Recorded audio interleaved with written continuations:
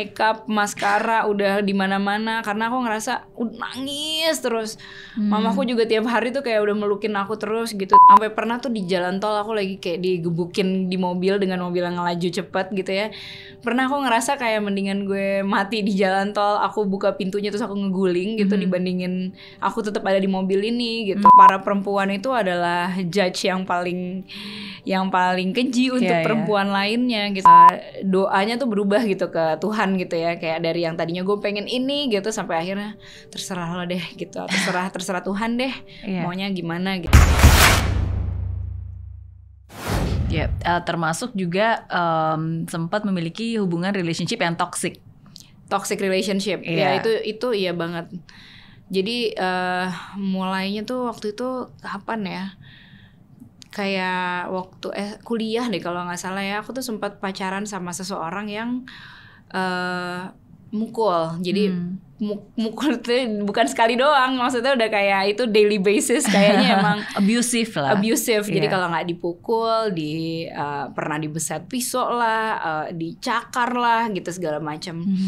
Jadi itu makeup artisku hari-hari itu tahu banget kalau waktu itu pernah aku datang ke studio mau nyanyi, mataku lebam, yang satu tuh kayak nggak bisa ngebuka karena udah biru dan udah berair gitu. Terus dia juga ya ampun Andien gitu. Nah itu juga aku juga gimana sih mau nyanyi lagu senang gitu ya, tapi sebenarnya hatinya tuh lagi nggak karuan, matanya lagi lebam biru. Dan ya mungkin hanya cuman aku, manajerku, makeup artisku yang tahu gitu. Penonton mana tahu gitu kan. Ya mungkin taunya aku nyanyinya kok nggak seprima biasanya sih gitu ya. Cuman ya banyak hal yang terjadi di belakang panggung gitu. Itu jadi apa ya? Jadi pembelajaran banget gitu untuk aku sampai hari ini. Bagaimana caranya waktu itu misalnya kayak ketika Andien berada dalam relationship yang is very abusive, yang pada saat itu kan sebenarnya dibully lagi ya, tapi sebenarnya bulinya sekarang lebih ke bully fisik, beda lagi ya kan. Abis itu ada lagi yang bully mental gitu. Wah heboh banget ya perjalanannya. Iya, ternyata kan siapa yang menyangka bahwa yang kayak tadi saya bilang, kalau bayangan saya sih Andien itu wow kayaknya enak banget gitu, hidupnya perfect gitu kan, cantik ya kan, mau pakai baju apa juga keren, oke, karirnya pun juga dari usia muda, dari remaja juga udah berkarir gitu. Jadi kan kesannya wow it's also good, so happy, no wonder she's so happy gitu kan. Tapi ternyata ketika aku tahu dan aku mencari tahu, wow ada banyak hal yang harus kamu laluin, termasuk kayak tadi bullying tadi. Bullying secara fisik bahkan kan. Iya, dan itu heboh banget sih, maksudnya pacarannya sih nggak lama ya, aku rasa kayak 9 bulan, tapi 9 bulan dengan tiap hari dibully secara fisik itu rasanya lama banget gitu. Jadi aku tuh sampai pernah kayak sampai pernah tuh di jalan tol aku lagi kayak digebukin di mobil dengan mobil yang ngelaju cepet gitu ya. Pernah aku ngerasa kayak mendingan gue mati di jalan tol, aku buka pintunya terus aku ngeguling gitu dibandingin aku tetap ada di mobil ini gitu. Ya akhirnya sih ya ini hampir selalu terjadi di toxic relationship ya. Jadi kayak kalau misalnya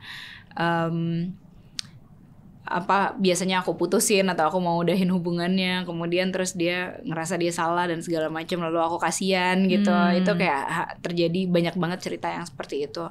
Tapi ya akhirnya udah juga sih, udahan, tapi hanya ini aja kayak dari lubang yang satu pindah ke lubang yang lain gitu. Jadi sebelum akunya berubah, aku hanya kayak pindah dari satu lubang ke lubang yang lain. Begitu aku selesai dengan relationship yang satu, kemudian ada relationship yang lain lagi yang nggak kalah toksiknya gitu secara mental. Nanti ada lagi yang lain lagi, ada aja yang terjadi gitu sampai akhirnya itu terus berjalan sambil karirnya juga terus berjalan gitu ya. Sampai akhirnya aku ada di satu relationship, aku putus terus merasa ada di titik terendahku gitu. Aku sampai kayak ngerasa kepengen bunuh diri. Terus ngerasa pokoknya mamaku tuh dampingin aku terus setiap hari, karena sebenarnya aku udah pergi dari rumah tuh dari kapan ya, umur 20 apa 27 kali ya, udah memutuskan untuk udah keluar rumah aja gitu. Terus tapi hari-hari itu setiap aku nyanyi aku ditemenin sama mama, karena aku tuh hampir sebenarnya udah nggak mau nyanyi gitu.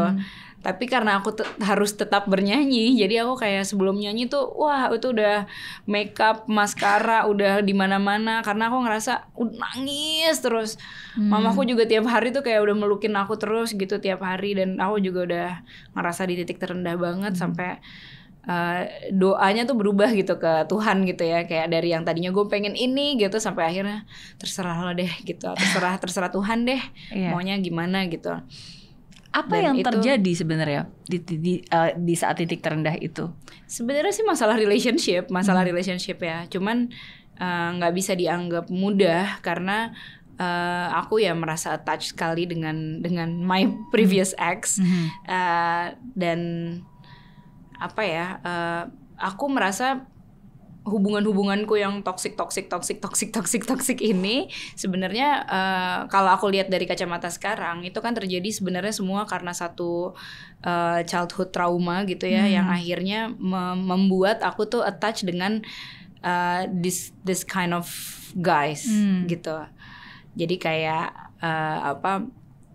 dan dalam satu hubungan juga akunya mungkin jadi attract sifat-sifat yang seperti itu gitu. Karena akunya seperti itu. Jadi sampai akhirnya aku udah di titik terendah dan akunya sendiri berserah dan berubah gitu. Baru deh akhirnya secara tidak direncanakan tiba-tiba suamiku datang, terus nggak berencana pacaran juga, terus akhirnya jadi pacaran, akhirnya jadi nikah, padahal nggak ada rencana gitu. Tapi ya akhirnya jalannya smooth banget gitu. Cuman ya harus sampai ke titik yang paling bawah dulu, harus sampai kayak guling-guling dulu gitu. Karena kalau nggak kitanya nggak berubah gitu. Iya. Apa yang waktu itu Andin lakukan sehingga bisa sadar dan balik lagi? Karena kan itu kan seperti negative spiral ya. Maksudnya sometimes ketika kita udah negatif, udah berada di titik terendah gitu kan, sometimes kecenderungan orang tuh stuck di sana dan terjebak di sana. Dan ya kita tahu sih, maksudnya kita pasti ingat ya oke lah selalu ada pelangi setelah hujan. Tapi ketika kita berada dalam titik itu kan udah gak pernah mikirin lagi. Aku gak pernah berpikir ada pelangi sesudah itu. Oh iya? Sama sekali gak berpikir ada pelangi sesudah itu. Jadi justru sebenarnya aku tapi tetap nyanyi, dalam arti nyanyinya tuh robot banget, udah kayak autopilot gitu. Kayak tatapannya udah kosong gitu, terus ya udah nyanyi gitu. Apa namanya? Jadi buatku berat banget. Nah, tapi beberapa saat juga merasa bahwa kadang-kadang musik juga sih yang bisa menyelamatkan aku gitu. Kalau aku nggak nyanyi dan aku nggak bertemu dengan teman-teman musisi atau band playerku atau berkarya gitu, mungkin aku juga sulit gitu untuk bertahan. Jangankan untuk naik ya, untuk bertahan di situ gitu. Karena sebenarnya bagaimanapun yang aku butuhkan kan pasti adalah release kan. Maksudnya aku accept dan aku release gitu. Aku udah accept banget tuh sebenarnya, tapi cara merilis that energy kan sebenarnya perlu ada cara-cara gitu kan. Yang sebenarnya itu naturally happen untuk aku nyanyi, untuk aku nulis segala macam naturally happen. Aku nggak bermaksud untuk merilis sesuatu gitu, energi negatif atau apapun dari aku. Tapi begitu aku sekarang ngeliat ke situ, ke hari-hari itu, aku merasa confirm nih kayaknya yang membuat aku, salah satu yang membuat aku bisa bertahan adalah karena aku tetap punya penyaluran gitu. Because you keep going, makanya tetap beraktivitas, tetap nyanyi juga, tetap ketemu orang juga. Dan penyaluran tadi sih. Karena kalau jangan sampai justru kita malah nyimpen, nanti malah jadi depresi, dipendem gitu semuanya kan. Betul. Dan aku rasa sih sebenarnya aku ya dibilang depresi sudah sampai di tahap itu gitu ya. Tapi alhamdulillahnya terselamatkan. Puji Tuhan masih banyak orang-orang yang mendoakan, mama yang juga memberikan support dan dukungan. Dan aku rasa mama salah satu yang terbesar sih. Dan yang tadi Mbak Andin bilang juga benar banget, seperti yang tadi Andin bilang bahwa dengan terus berkarya ya. Karena aku juga percaya banget bahwa sebenarnya lawan kata depresi itu bukan happiness, bukan gembira, tapi lawan kata depresi itu adalah ekspresi. Jadi cara untuk bisa keluar dari depresi ya kita harus bisa mengekspresikan, baik itu lewat lagu kayak nyanyi kayak nulis sesuatu kayak gambar kayak melukis kayak gitu kan. Dan makanya banyak orang kadang-kadang ketika mereka berada dalam tahap susahnya, sometimes tiba-tiba jadi muncul sebuah karya yang nantinya luar biasa karena dia nggak bisa ngeluarin kan. Jadi yang ngelukis, gambar, nyanyi dan seterusnya sih. So wow, just keep going and just keep singing. Betul. Nyanyi. Iya. Dan again, ya kita memang harus melalui masa-masa sulit ya. In order for us to get our best day, we have to go through our super bad day. Iya, itu bener banget kok. Soalnya aku percaya sih kayak ya kayak kalau misalnya grafik itu kan kalau misal dia harus kayak turun dulu gitu baru dia bisa. Kalau enggak kalau kayak gini terus kan ya yang ada nggak berkembang gitu. Kayak misalnya detak jantung juga nggak mungkin kayak gini terus, dia harus gini dulu baru dia bisa gitu dan selalu begitu emang ininya ya kurvanya. Dan akhirnya hadiah dari Tuhan adalah seorang IP. Iya betul. Bener kan? Iya. Oke. Tapi apa yang berubah nih? Tadi kan Andin bilang kayaknya ya memang harus susah karena kalau nggak susah ya kita nggak berubah gitu. Dan akhirnya setelah berubah baru semuanya jadi it's getting better and better. Jadi apa yang berubah dari sosok Andin yang sebelumnya dengan yang sekarang? Sejujurnya pada saat itu aku juga tidak merencanakan adanya perubahan yang kayak oke, aku harus berubah gitu. Tapi kayak perubahannya tuh terjadi naturally gitu kayak dan mungkin unconsciously gitu ya. Udah di alam bawah sadarku berubah gitu. Tapi tidak direncanakan dan udah ditulis dulu segala macam gitu enggak. Tapi kalau aku ngeliat ke hari itu mungkin aku lebih honest. Jadi honest to myself gitu ya. Sehingga ini membuahkan aku bisa honest juga ke pasanganku. Terus pasanganku pun juga bisa mengekspresikan apapun secara lebih honest juga gitu. Itu penting banget karena bertahun-tahun dari aku kecil mungkin aku tumbuh di sebuah keluarga yang kayaknya honesty tuh kayak sulit banget gitu buat dijunjung gitu sama karena mungkin ada kan kalau misalnya di keluarga zaman dulu lebih yang kayak buat jaga perasaan gak gitu, enakan. gak enak nanti daripada dia nggak seneng kayak gitu-gitu. Kayak kalau sekarang di relationship aku mungkin itu juga salah satu yang membuat kita cukup stabil gitu ya sampai hari ini adalah ya itu benar-benar apa adanya banget.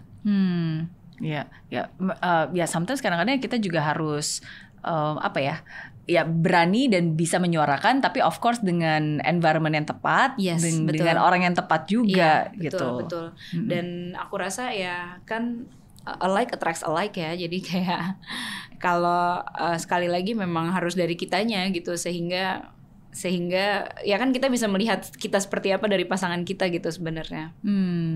Berarti setelah melalui begitu banyak perbulian, ya kan karena dari kecil juga pernah dibully verbal, di sekolah juga digencet-gencet. Itu beneran, maksudnya beneran digencet-gencet gitu? Digencet. Tapi ya mungkin nggak sampai yang diculik gitu-gitu enggak sih. Ada teman-temanku yang lebih parah dibulinya daripada aku. Kemudian tapi aku rasa ya bullying itu masih ada juga sih. Maksudnya sampai aku nggak tahu kalau hari ini ya sampai aku punya anak pun kan waktu itu aku juga sempet tuh di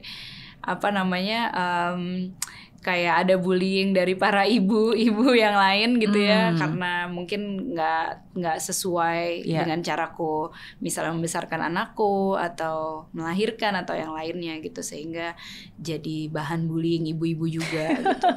Ya tapi itulah hidup ya. Bener karena ya aku yakin ya orang yang nggak suka kan pasti akan selalu ada ya gitu. Tapi kitanya nih gimana nih gitu, keganggu nggak dengan mereka gitu.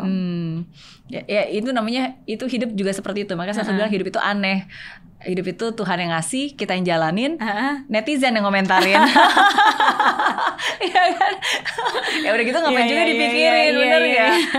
Kalau gitu cara terampuh menurut Andin untuk bisa mengatasi, atau at least mungkin berarti ada 2 tahap ya. Pertama mengatasi orang-orang yang melakukan hal tersebut, bullying dari segi fisik, verbal, mental.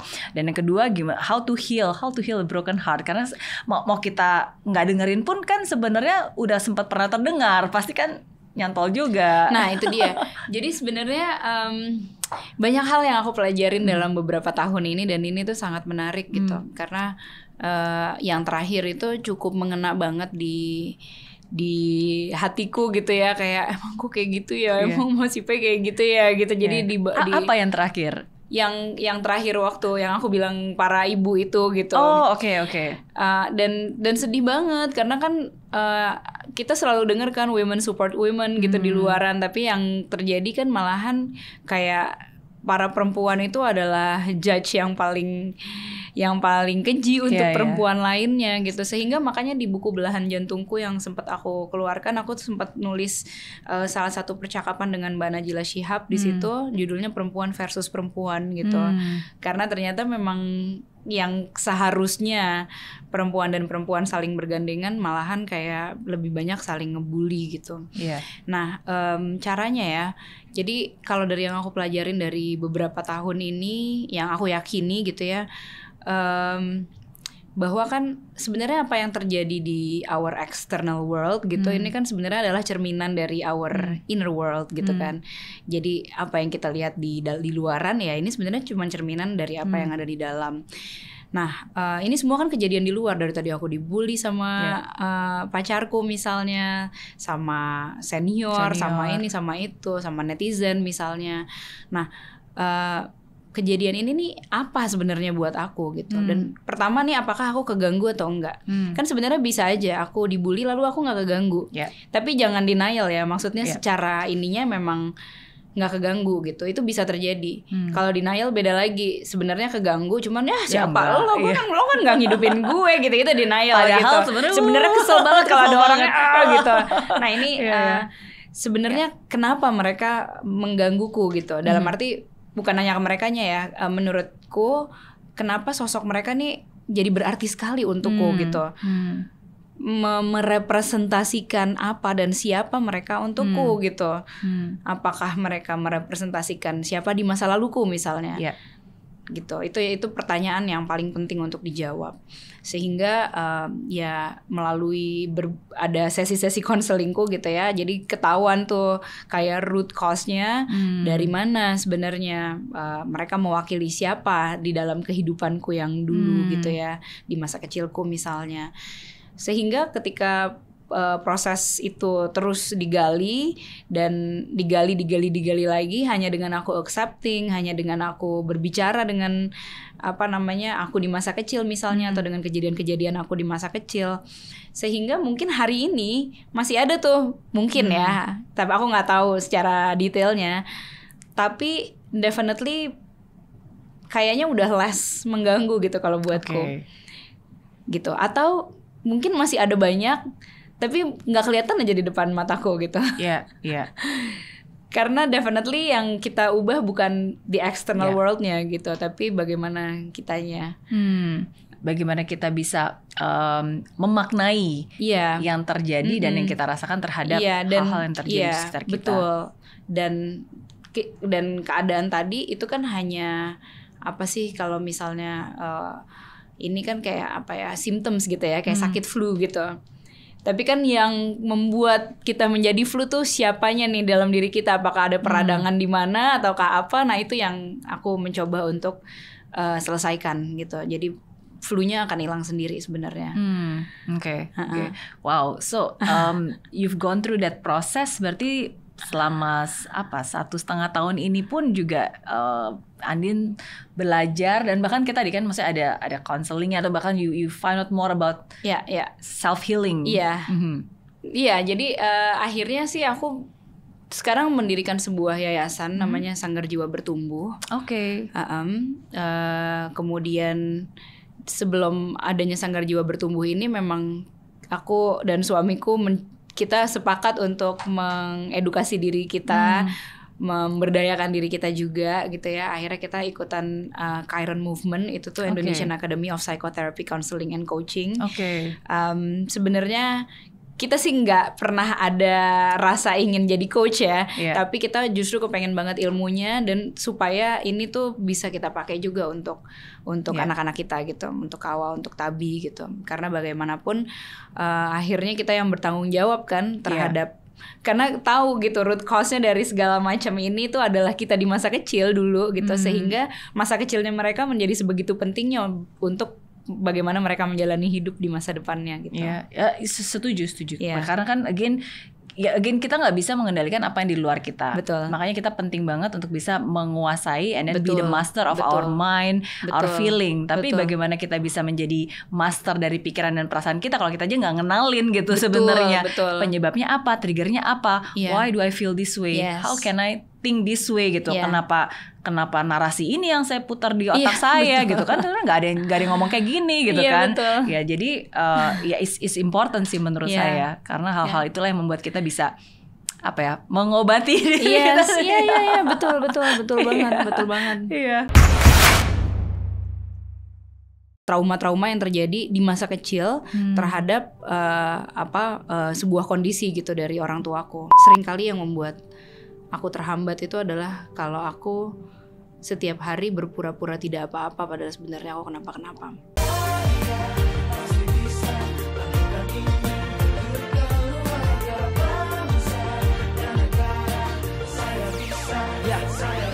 Laksana bumi tanpa hujan, hidup tanpa tujuan, kering dan mati tanpa hijaunya tumbuhan. Demikian kalau mimpi tak kunjung terjadi,